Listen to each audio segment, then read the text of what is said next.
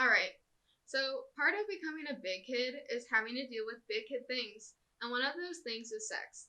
Well, with sexual encounters comes responsibility, and one of those responsibilities you have to yourself and others is consent.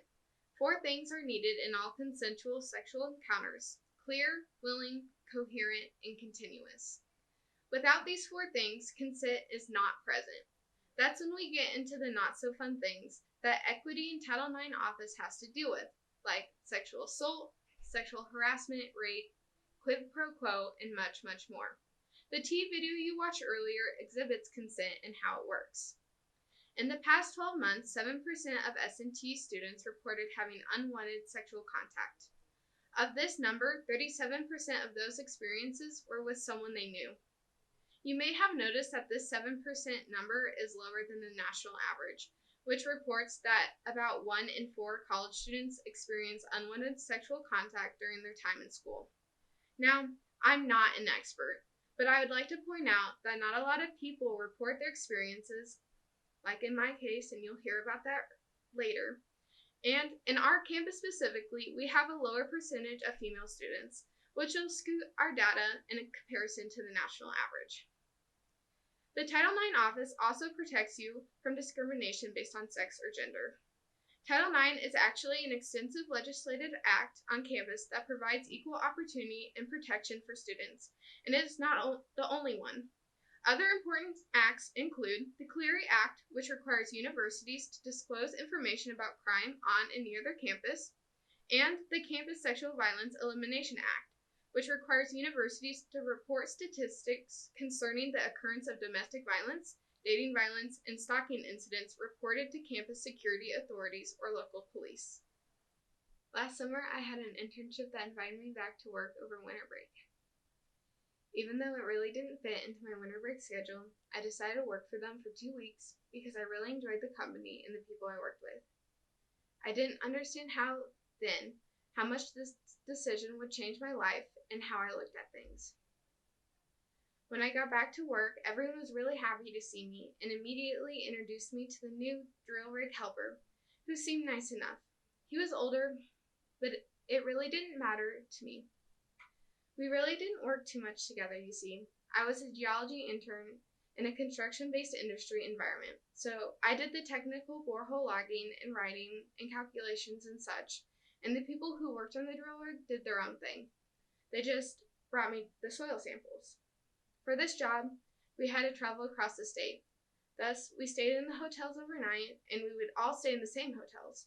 However, engineers and drill rig operators and their helpers traveled in separate vehicles.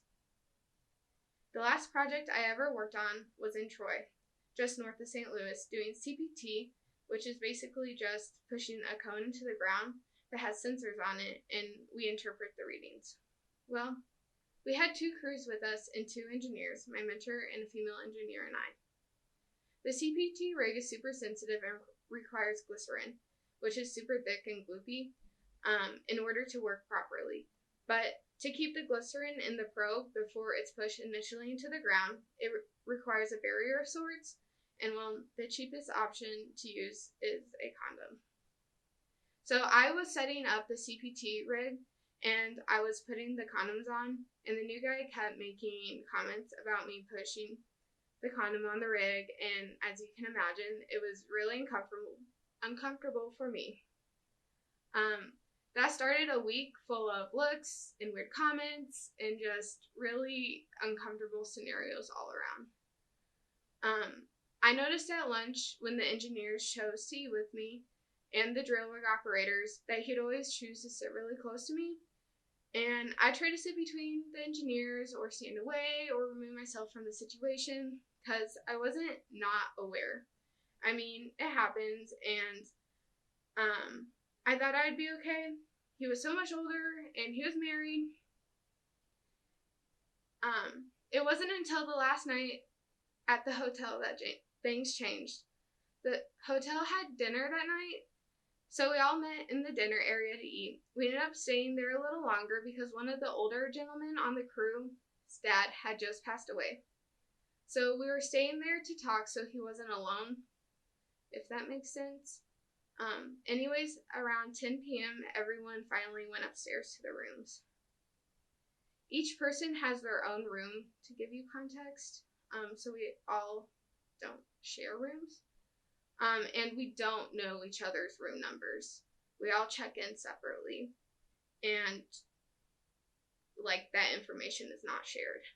So, as it turns out, the new guy and I were on the same floor. So we ended up riding the elevator together, unfortunately. It was definitely uncomfortable, but nothing really happened in the elevator. However, when we got off the elevator, he sat really close to me and told me to have a good night. When I got to my room, I got ready for bed and turned the TV on. I remember there not being anything on TV, but it was something to fill the quiet room. Suddenly, my room phone rang, which was really strange. That doesn't really happen, especially not late at night like that.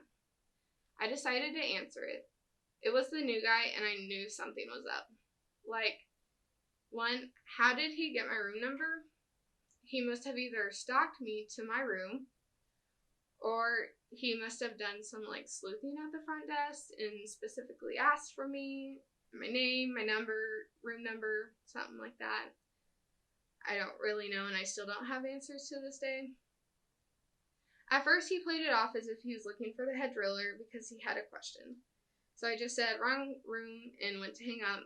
But then he continued, admitting that he called and wondered what I was doing because he wanted me to come to his room. I immediately had this, shaky, weird feeling take over me because everything had made sense. The past week, all the comments, getting really close to me all those times.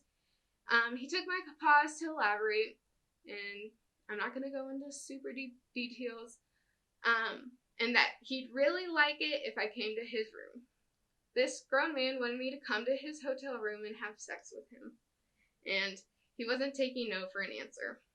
There were so many things I wish I could have said, but to be honest, I froze, and I hung up the phone. Okay, so there's a couple of important things I would like you to take away from this story. First, feelings are valid. Everyone processes things differently. So if you are ever in this situation, and hopefully you are not, do not feel like you have to compare yourself to others. No one's story is more or less than another's, and it's no one's fault. You didn't ask for this.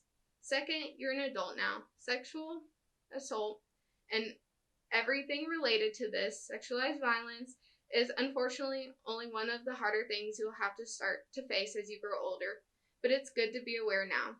The reality of the situation is, a lot worse could have happened to me that night. He could have followed me to my room and forced himself on me, or he could have touched me in the elevator. And that is what really scares me the most. Sexualized violence happens to everyone, regardless of gender orientation.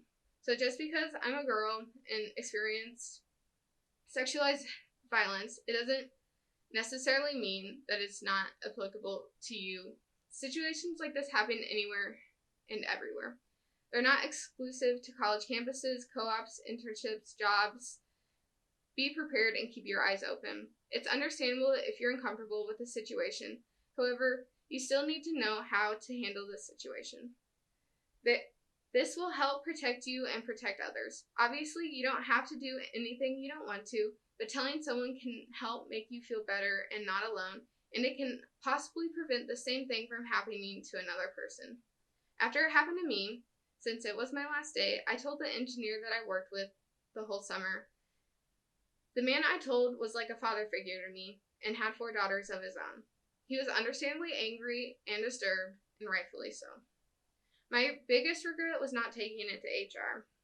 I knew that it would just make it harder for me to leave. It was my last day. Thus, I told the engineer and made him promise to watch out for the next intern. If you experience a case of sexualized violence and/or discrimination on campus, you can direct your case to Equity and Title IX. You can report your case anonymously online, or you can walk into their office and they'll help you. If you have any emotional trauma from this case, you can talk to counseling services, and they're more than welcome to help you out there. If it's a case of an emergency, call 911 for immediate help. And additionally, the Rave Guardian app is a really good resource to download on your phone for campus safety.